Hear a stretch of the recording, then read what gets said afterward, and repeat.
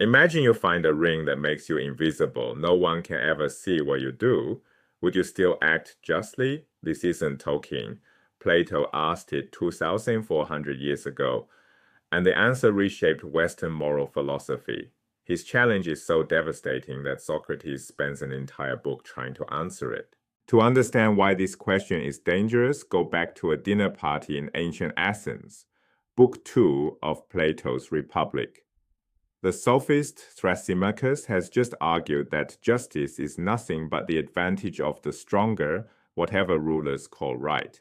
Socrates defeats him, but weakly. And two listeners are unsatisfied. Glaucon and Adeimantus are Plato's own brothers. And they step forward and say, sharpen the argument. Don't just seem to persuade us, really persuade us. That move, the refusal to settle for appearance over truth, is the birth move of philosophy itself. Glaucon begins with a taxonomy. He says goods come in three kinds. First, things good in themselves. Joy, harmless pleasures. You want them for no further reason. Second, things good only for their consequences. Medicine, exercise, earning money. Unpleasant in themselves, worth it for results. Third, the best kind, things good both in themselves and for what they bring. Health, sight, knowledge. Now the trap, where does justice belong? Most people, Glaucon says, put it in category 2, a burden we accept only for rewards and reputation. Socrates must prove justice belongs in category 3. It must be chosen for its own sake. To make his challenge unforgettable, Glaucon tells a story. A Lydian shepherd named Gyges is tending his flock when an earthquake splits the ground. He descends into the chasm. Inside, he finds a hollow bronze horse. Inside the horse, a giant corpse wearing a single ring. He takes it. Back above ground, sitting with other shepherds, he absently twists the ring's bezel inward and vanishes. The others speak as if he isn't there. He twists it back. He reappears. Gyges tests the power, then uses it. Right? He gets himself sent to the palace. He seduces the queen. With her help, he murders the king. He becomes tyrant of Lydia.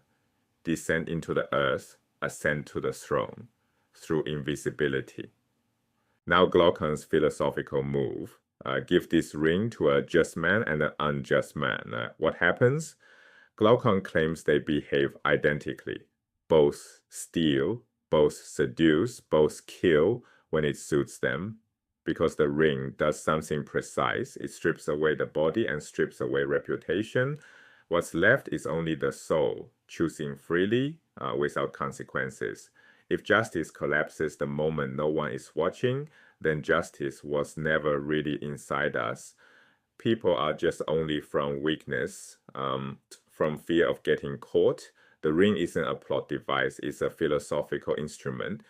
It isolates the soul and asks, is there anything in there that actually wants to be good?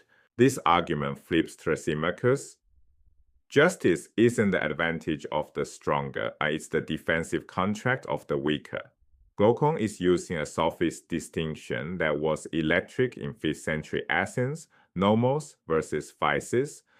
Physis means nature, what things really are. Nomos means convention, human custom, law, agreement. By nature, Glaucon says, every one of us wants to dominate, to take, to escape harm. That's physis. But since no one is strong enough to always win and never lose, the weak band together. They make a pact. I won't hurt you if you won't hurt me. We call that pact justice. Justice is nomos, merely a convention. Then Adeimantus extends the attack. Look at how justice is actually taught. He says, fathers tell their sons to be just, but listen to the reasons. You'll get a good reputation. You'll hold office. The gods will reward you. Even the afterlife becomes a bribe. Nobody praises justice for itself. They praise the rewards that follow it. So a clever person draws the obvious conclusion. If rewards come from appearing just, don't waste effort being just. Cultivate the mask. Appear virtuous, act however you please. This is Machiavelli, 19 centuries before Machiavelli, and Adeimantus adds, even the gods can be bribed with sacrifices. The whole moral system leaks. But Glaucon isn't done. He wants the hardest case imaginable.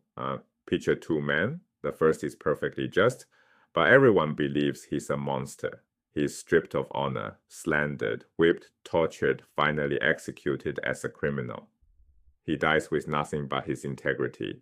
The second is perfectly unjust, cruel, grasping, deceitful, but everyone believes he's a saint. He holds office, accumulates wealth, is honored in life and buried with prayers. Now Socrates prove it. Prove the first man is happier than the second. Prove justice is worth having, even when it costs you everything and gives you nothing.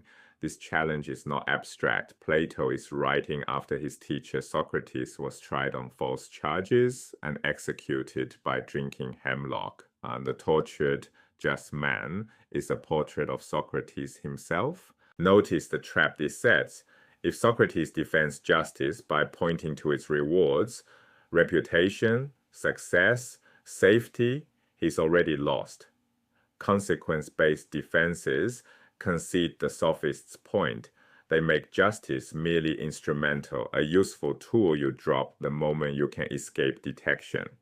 To answer Glaucon, Socrates has to show that justice itself, right there in the soul, is a form of health, that an unjust soul is a diseased soul, wretched even when crowned, that the invisible tyrant, alone with his invisible self, is the unhappiest person alive. And one more thing to notice, Glaucon doesn't believe any of this. He's playing devil's advocate. He wants Socrates to win. He just refuses to accept weak arguments on the most important question there is. Everything that follows in the Republic is Socrates' answer to this one challenge, the ideal city, built in speech to reveal justice, written large, the tripartite soul, reason, spirit, appetite, and the claim that a just soul is one where reason rules. The theory of forms, reaching beyond appearance to the eternal reality of the good. These aren't separate topics. They are all responses to the ring of Gyges. The question Glaucon asked, would you still be just if no one was watching, is the engine that drives the greatest book of political philosophy ever written.